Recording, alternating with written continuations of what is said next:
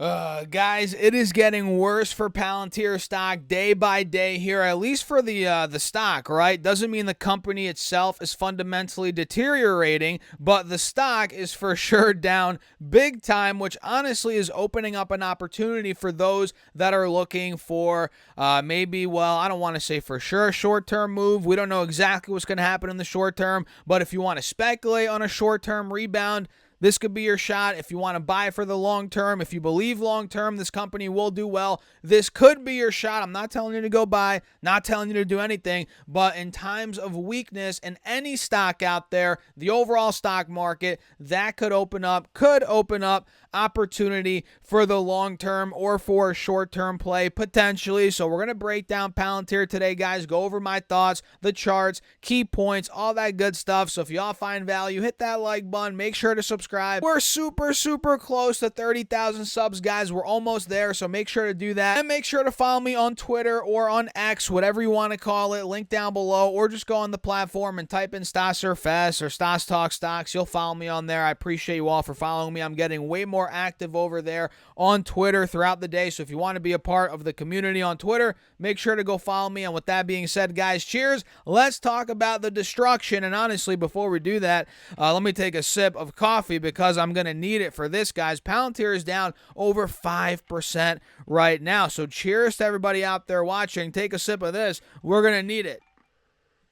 That was good. That was good. So check it out. It is down over 5%, 5.6% on the day right now, which is almost 90 cents per share. And somebody commented, the funny thing is, guys, somebody commented, I think it was maybe in the last Palantir video, which wasn't yesterday. I think it was maybe the day before that. Either way, somebody commented, maybe it wasn't that video, I forget, but they said it's going to 14.50, and lo and behold, here we are. And I forget who said that, but if you're watching this video, you probably know who you are. I forget who said it. I get so many comments on these platforms, guys.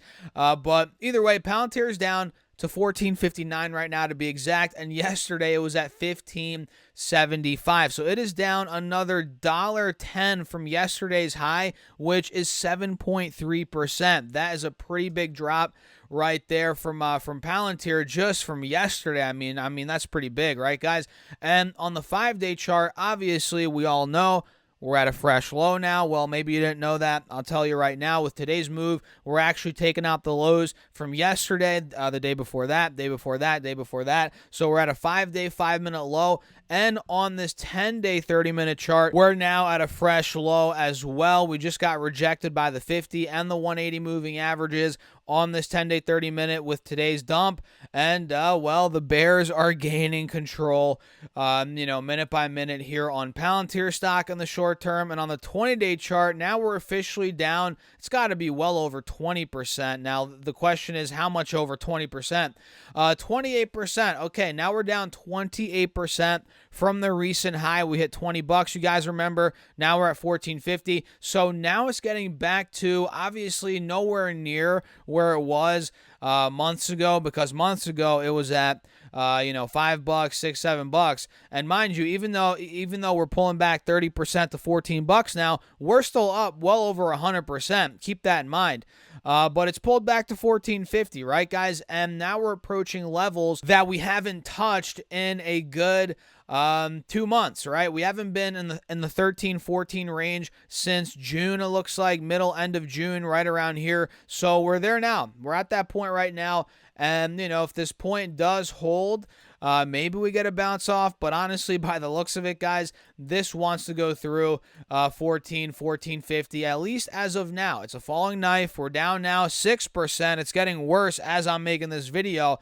And that wouldn't be bad, honestly, especially if you want to pick up shares, which I do want to pick up shares here on Palantir.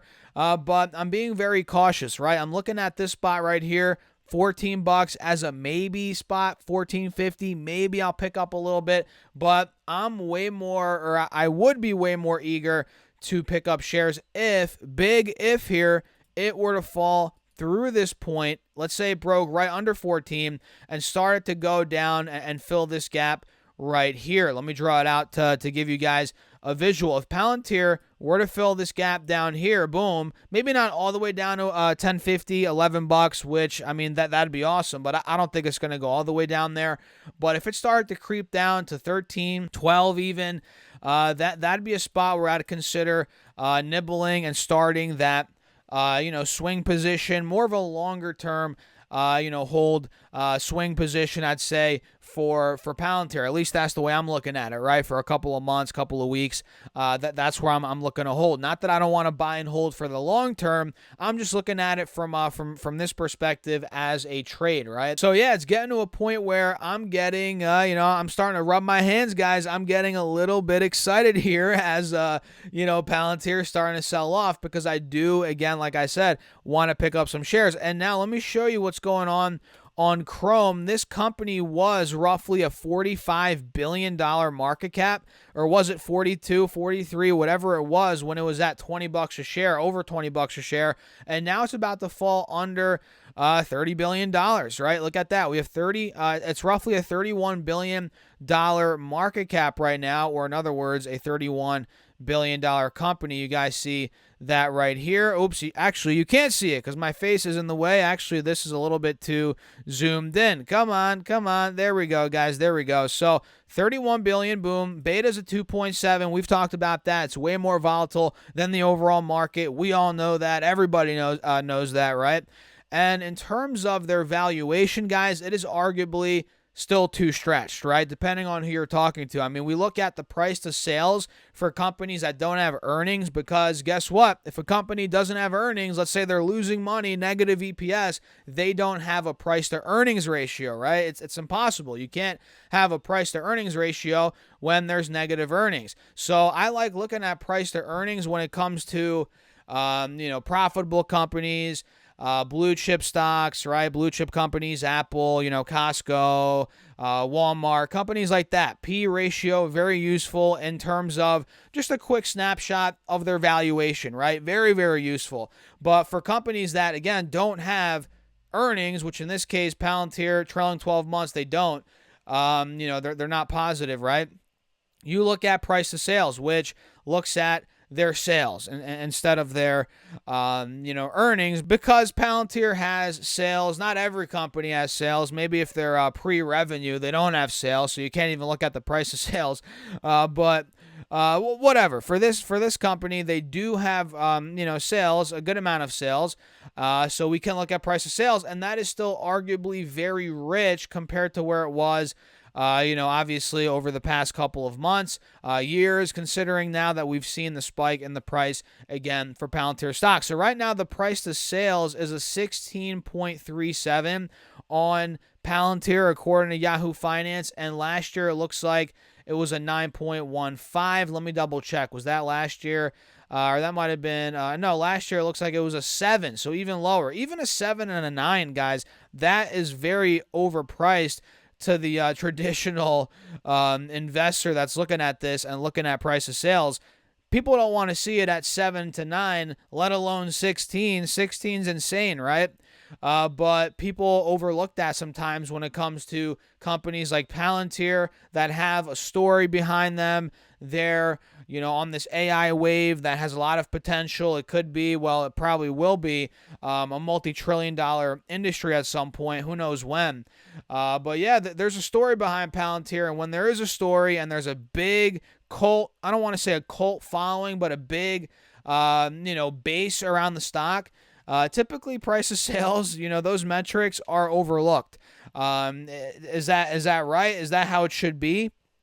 Maybe not. I mean, I don't know. I'm not here to judge, but I'm just telling you how it is, the reality of the matter. Your average retail investor or people out there, but because the reality is a lot of people that love Palantir, yeah, institutions are getting on it, but a lot of people are retail investors. The average retail investor, they don't care about the price of sales, guys. They don't care about, and you guys are watching right now. Tell me in the comments down below. You don't really care much about the price of sales when it comes to Palantir. It all comes down to the story, the growth in the future, the total addressable market, where they're going, right? Alex Karp, the management team, all that. So yeah, with that being said, I guess that's it for the video. Kind of rambled a little bit there in the end, but overall, I'm looking to buy in here in the $12 to $13 range, preferably the $11 range. We'll see if it gets there. It probably won't get there. I'm being a little bit too, I don't want to say unrealistic, but I'm just, sticking to my price targets, right, guys? Which you have to do, especially when you're trading in the stock market. So, with that being said, I'm going to wrap up the video. If you enjoyed it, hit the like button. Make sure to subscribe. We're almost at 30,000. And don't forget to get up to 16 stocks for Moomoo. Listen, guys, once you open up your account using that link down below or by simply going to stocksurfest.com/Moomoo and you fund it with at least $100, you get 5 stocks right off the bat. And fund it with at least $1,000, you get 10 more stocks, totaling 15 stocks. And mind you, each of those could be valued up to $2,000. And the best part of the promo is if you fund your account at least $5,000 on top of those 15 stocks for a limited time, the clock's ticking, you also get a free share of either Tesla or Expedia stock, which makes this promo a no-brainer. So get on it. Use that link down below. I appreciate you all as always. And with that being said, cheers. I'll see you later.